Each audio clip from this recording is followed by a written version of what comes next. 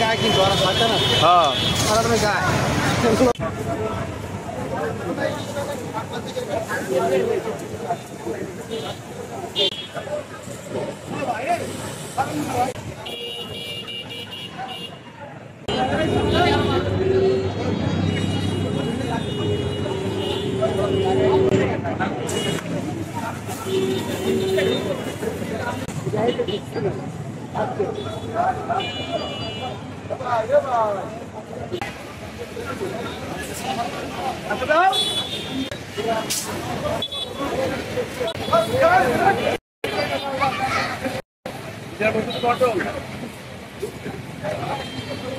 Mobile গুলো পিছনে ছাড়েন।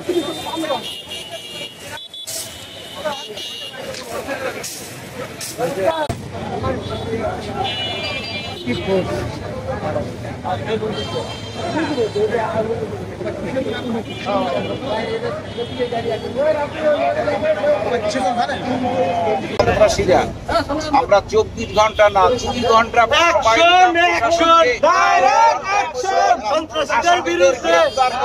পুলিশের সঙ্গে নীরব দর্শকের ভূমিকা পালন করেছে, কারণ আসামিরা বিএনপি ও অঙ্গ সংগঠনের সন্ত্রাসী বলে প্রত্যক্ষদর্শীরা আমাদের জানিয়েছে।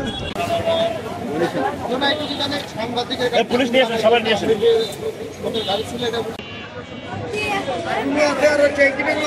সম্ভাবনা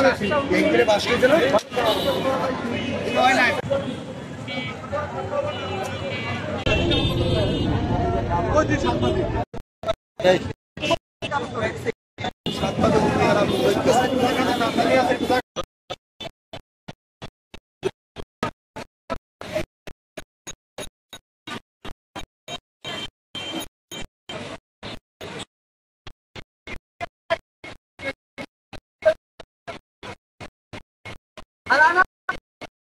একটা গাড়ি পুরাই দিচ্ছে, দুই সাংবাদিককে মারধর করছে একেবারে আদালতের মূল ভবনের সামনে। এসে দেখেছি কিছু লোক এখানে আমাদের সহকর্মী নুরুল আমিন রাসেল ভাই এবং তার সাথে ছিল মনির ভাই, তাদেরকে মারধর করতেছে এবং তাদের গাড়িটাকে পুড়িয়ে দিয়েছে।